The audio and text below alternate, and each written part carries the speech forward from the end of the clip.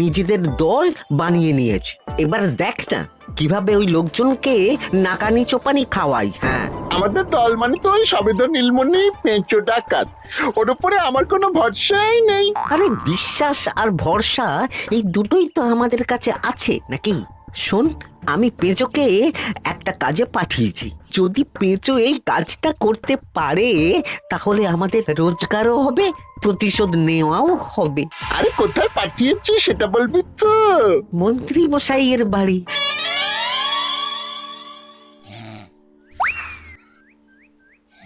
এই তো সুযোগ, একদম পরিষ্কার হাতটা দেখা যাচ্ছে। এবার আমার শিল্পী হাতের কাজটা দেখাই।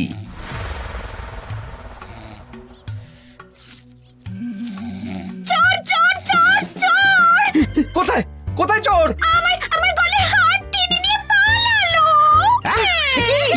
এই তো কদিন আগে গড়িয়ে দিলাম। যাও না, গিয়ে চোরকে ধরো।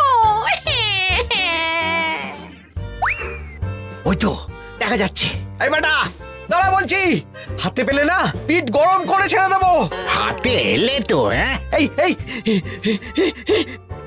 এই বেটা দাঁড়া বলছি। এই বেটা দাঁড়া বলছি, দাঁড়া বলছি।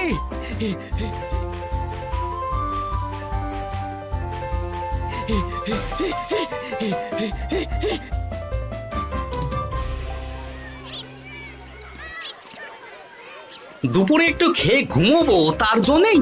দাদু খেলতে চলো খেলতে চলো। কি দাদু, প্রস্তুত তো? হ্যাঁ হ্যাঁ, প্রস্তুত প্রস্তুত।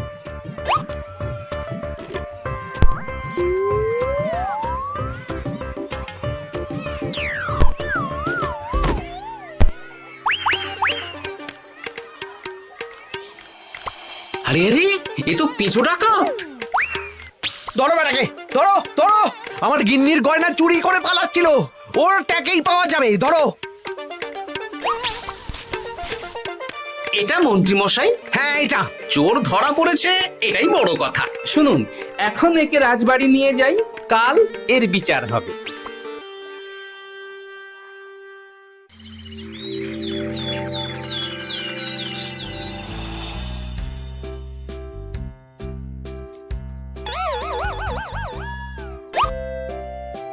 এতদিন গোপাল বুদ্ধি দিয়ে বাজিমাত করত, এবারে তো সাহসিকতার মাধ্যমে ভয়কে জয় করে পেঁচো ডাকাতকে ধরেছে। মানছি যে গোপাল আমার গিন্নির হার ফিরিয়ে দিয়েছে। বল মেরে ডাকাত চোর আমিও ধরতে পারি, এটা এমন কোনো সাহসের কাজই না। ঠিক আছে গোপাল, তুমি কিছু বলতে চাও? হ্যাঁ, বলতে চাই মহারাজ। আমি এই কৃতিত্বের ভাগীদার একা হতে চাই না।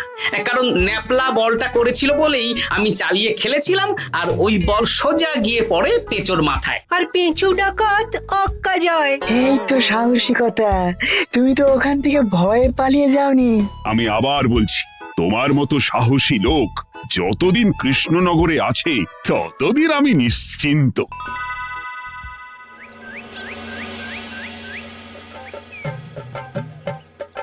বলি সারাদিন আমি সংসার ঠেলছি আর আরেকজন খাচ্ছে যাচ্ছে ঘুরে বেড়াচ্ছে। গিন্নি, তুমি কি আমার কথা বলছো? আমি আর কার কথা বলতে পারি শুনি? না, আমি ছাড়া তোমার আর কেউ নেই, তুমি ছাড়া আমারও আর কেউ নেই। এই নাও সখী, শুধু তোমার জন্য। কি সুন্দর ফুলের তোড়া, এটা আমার জন্য এনেছো? হ্যাঁ গো, তুমি কি আমার উপর রাগ করে আছো গিন্নি? তাহলে বলো, অন্য কাউকে দেব? এই এই এই, আমি ছাড়া আর কাকে তুমি ফুলের তোড়া দেবে শুনি? না, ভাবলাম তুমি হয়তো রাগ করে আছো। না না না না, ও কিছু না। এই তো বাইরে গরম না, এই তুমি বসো বসো, আমি শরবত করে দিচ্ছি।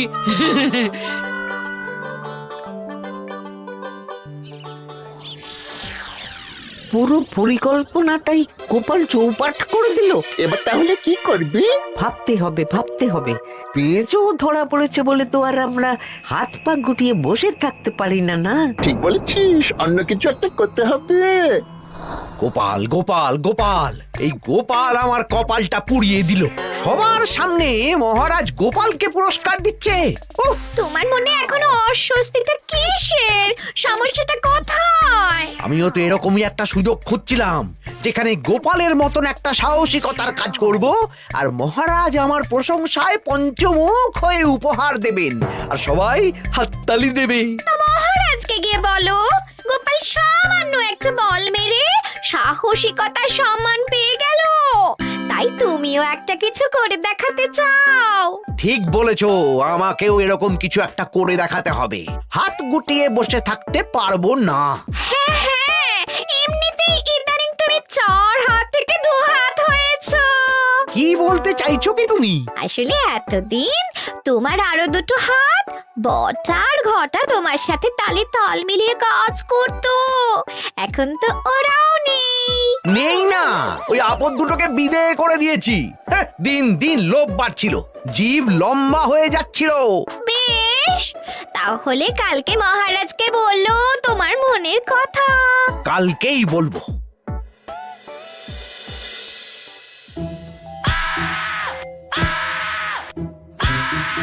বল, তোকে কে পাঠিয়েছে বল? তোর এত বড় সাহস, তুই মন্ত্রী মশাইয়ের বাড়িতে দিনে দুপুরে চুরি করিস?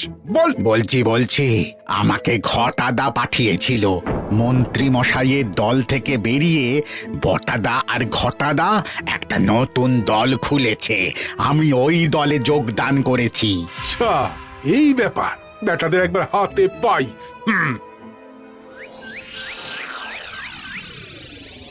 বটা বটা আমাদের খুব সাবধানে থাকতে হবে কিন্তু। কেন রে, কি হলো? কানাঘুষো আর ওই গোপন সূত্রে খবর পেলাম, মার খেয়ে পেঁচো আমাদের নাম বলে দিয়েছে। বলিস কি? হ্যাঁ রে, কি আর বলবো বল, কাউকেই আর ভরসা করা যাবে না। বেটা ধরাও পড়ে গেল, আবার মার খেয়ে আমাদের নামও বলে দিল। এবার তো মনে হচ্ছে ভূতের মতো লুকিয়ে থাকতে হবে। যা বলেছিস ভাই, তাছাড়া আর উপায় নেই।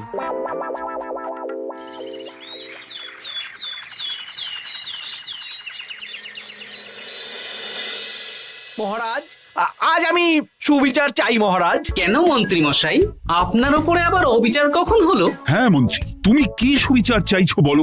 আমাকে সাহসিকতা দেখানোর সুযোগ দিলে আমিও গোপালের মতন ওরকম ঢের ঢের উপহার আনতাম। আচ্ছা, সুযোগ কি বলে কয়ে আসে? সেসব আমি জানি না।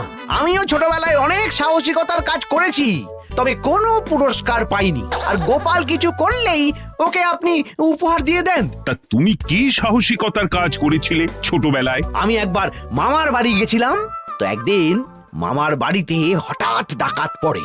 তাই দেখে আমি কয়েকটা ঢিল নিয়ে মামার বাড়ির পেয়ারা গাছে গিয়ে উঠে পড়ি। তারপর যখন ডাকাতের দল ডাকাতি করে বাড়ি থেকে মালপত্র নিয়ে বেরোচ্ছে, আমি আক্রমণ করি।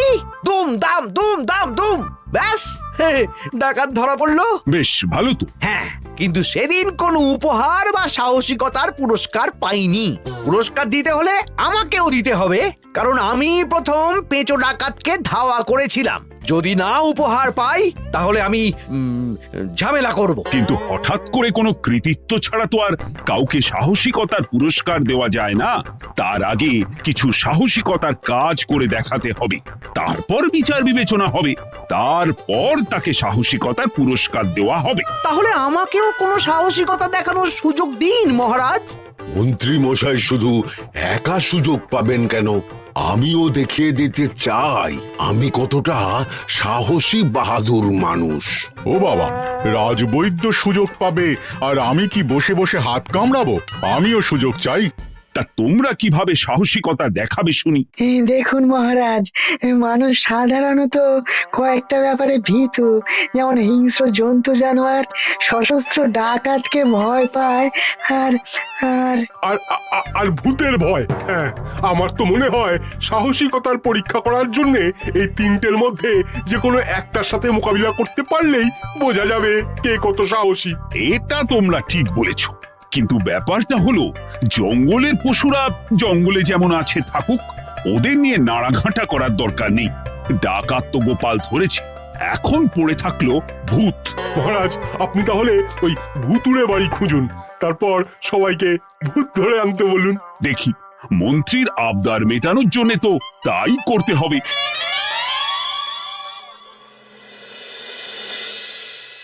আজকে এটা কি রান্না করেছো বলো তো? ছোলা আর আলু দিয়ে তরকারি। ঝটপট খাবারটা খেয়ে নাও তো দেখি। হ্যাঁ, আচ্ছা, ছোলা আলুর তরকারি দিয়ে শুকনো রুটি খাওয়া যায়? হ্যাঁ, আহ বেশি বায়না না করে যা রান্না হয়েছে তা খাও তো বাপু। খেয়ে গায়ের শক্তি বাড়াও, কদিন পরে তো ভূতের সাথে লড়াই করতে হতে পারে। হ্যাঁ, ধুর ভূত, হ্যাঁ, ওসব ভূত প্রেতে আমি ভয় পাই না, বুঝলে?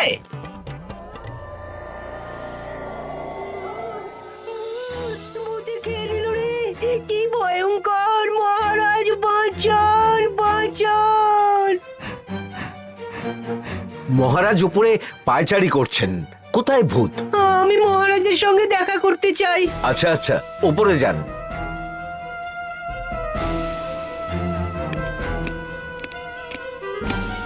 কি হয়েছে সভাকবি?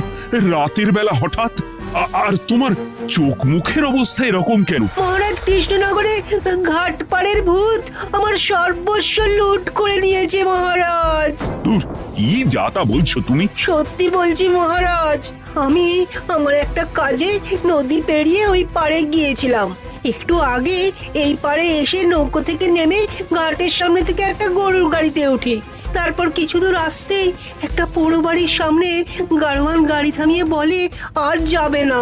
আর কারণ জিজ্ঞেস করতেই গাড়োয়ান আমার দিকে মুখ ফেরায়। রে বাপ রে বাপ, কি কঙ্কাল সার হাড় হিম করা মুখ! আমি তো অজ্ঞানী হয়ে যাই।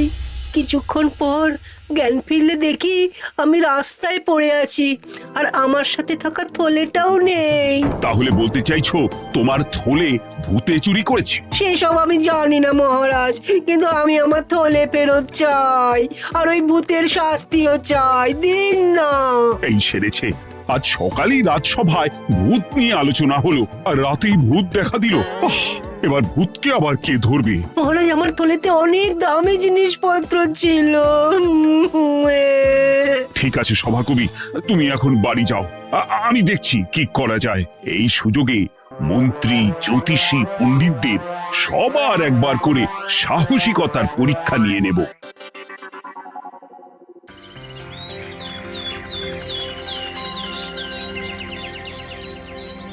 এই তো তোমরা সবাই চলে এসেছো। মহারাজ, আমার মনে হচ্ছে আপনি কোনো কথা বলার জন্য উদ্গ্রীব হয়ে আছেন। গতকাল আমার সব লুট করে নিয়েছে ভূত। কোথায়? কোথায় ভূত? সভাকবি, কোথায় ভূত? মন্ত্রী মশাই, বাড়িতে গিয়ে আয়নার সামনে নিজের মুখটা দেখুন, দেখতে পাবেন। গোপাল, খুব খারাপ হয়ে যাচ্ছে কিন্তু।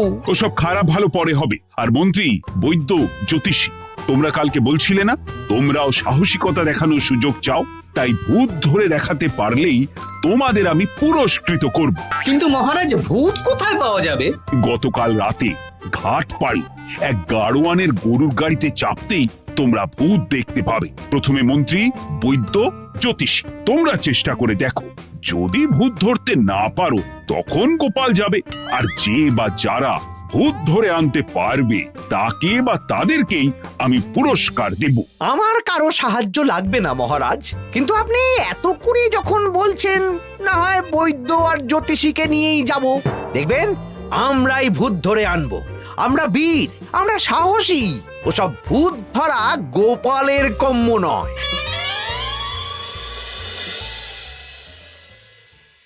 কি মনে হচ্ছে মন্ত্রী মশাই, আমরা আমরা ওই ভূতের দেখা পাবো? আমার কিন্তু হালকা হালকা ভয় করছে, যদি কিছু সর্বনাশ হয়ে যায়। আরে এসব ভূত প্রেত কিচ্ছু নেই। এত ভয় পেলে চলবে না রাজবৈদ্য মশাই। ভূত ধরতে পারলেই পুরস্কার। শুধু ভগবানের নাম গান করুন। ওই তো একটা গরুর গাড়ি দেখা যাচ্ছে। মহারাজ তার মানে এর কথাই বলছিল। হ্যাঁ, আর তো অন্য কোনো গরুর গাড়ি দেখতেও পাচ্ছি না। এই যে ভায়া, কৃষ্ণনগর রাজবাড়ি যাবে? হ্যাঁ যাবো, 2 মোহর লাগবে কিন্তু। 2 মোহর একটু কম করুন না। আচ্ছা ঠিক আছে, 3 জনে 1 মোহর দেবেন, আর কমাবো না। তাড়াতাড়ি বসুন।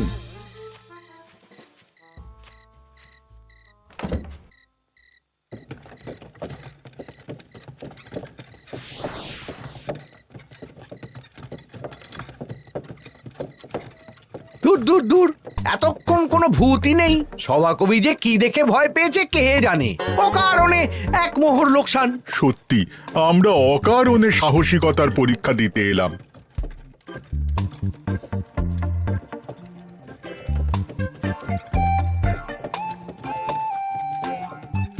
কি এই, এটা কোন রাস্তায় ঢোকাচ্ছ?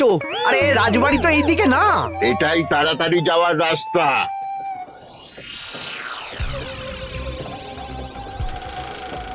গাড়ি আর যাবে না। যাবে না মানে? আমরা তো রাজবাড়ি অবধি যাব। হাতের আংটি পয়সা করি যা আছে বের করে ফেল, নইলে এক্ষুনি চিবিয়ে খাবো। ওরে বাবা, ভূত ভূত, পালাও। পালিয়ে যাবে কোথায়? আজ তোদের চিবিয়ে খাবো। ও ঠাকুর, বাঁচাও বাঁচাও, ভগবান বাঁচাও।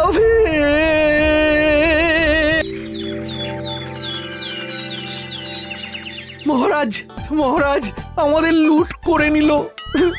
ভূত আমাদের সর্বনাশ করে দিল, বাঁচান। তার মানে তোমরা তিনজন মিলেও ভূত ধরতে পারোনি? ছি ছি ছি ছি ছি। এই তোমাদের সাহস!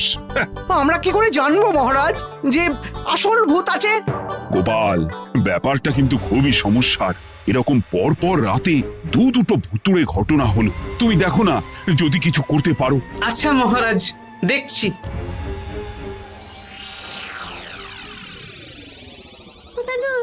আমার কিন্তু ভয় করছে। শুনলাম কালকে মন্ত্রী মশাইকেও ভূতের তাড়া করেছিলাম। আমার মনে হচ্ছে কিছু একটা রহস্য আছে। সে যাই রহস্য হোক, আজ আমরা এর শেষ দেখে ছাড়বো। হ্যাঁ, তারপর আমাদের যদি ভূতে ধরে?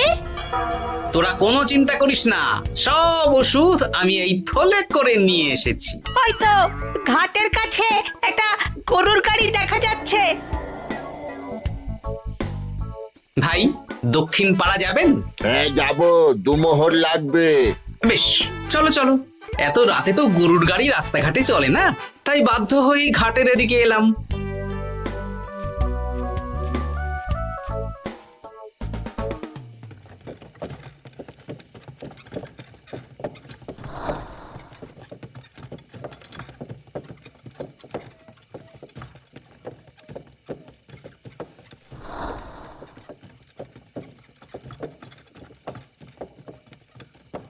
আচ্ছা, অন্য গলিতে নিয়ে আমাদের ভয় দেখানোর মতলব? হ্যাঁ, ঠিক আছে, এগুলো চুপি চুপি চাপিয়ে নে, আমিও পড়ছি।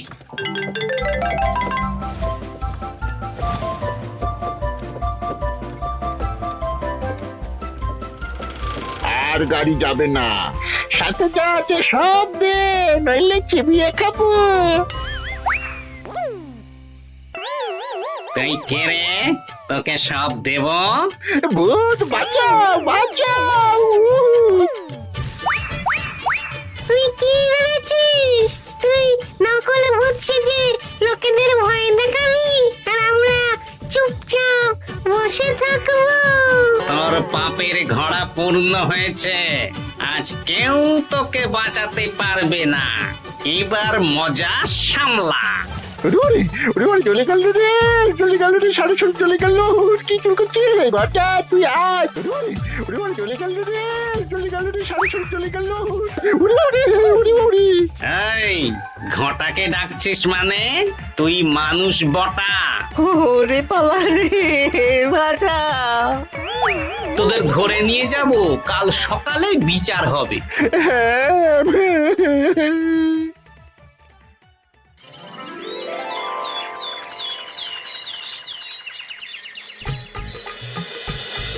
সাবাস গোপাল, তুমি তো কামাল করে দিয়েছো। কিন্তু জ্যান্ত ভূত ধরে এনেছো। আমি তো এদেরকে খুঁজছিলাম। হ্যাঁ, এরাই তো পেঁচোকে পাঠিয়েছিল মন্ত্রী মশাইয়ের বাড়ি চুরি করতে। হ্যাঁ, তার মানে গতকাল বটা। আমি তোদের ছাড়বো না। সত্যি গোপাল, এবারেও তুমি বাজিমাত করে দিলে। আচ্ছা, তুমি একটু ভয় না পেয়ে এদের ধরলে কি করে? যখনই শুনলাম ভূত জিনিসপত্র সোনাদানা লুট করছে, তখনই বুঝতে পারলাম এটা ভূত না, মানুষ। তাই কাঁটা দিয়ে কাঁটা তোলার জন্যে আমি আর আমার নাতি নাতনিরা ভূত সেজেই মানুষরূপী ভূতকে জব্দ করলাম। সত্যি গোপাল, তুমি সাহসী বীর পুরুষ। তোমার সাহসের কাছে বাকিরা তো নস্যি।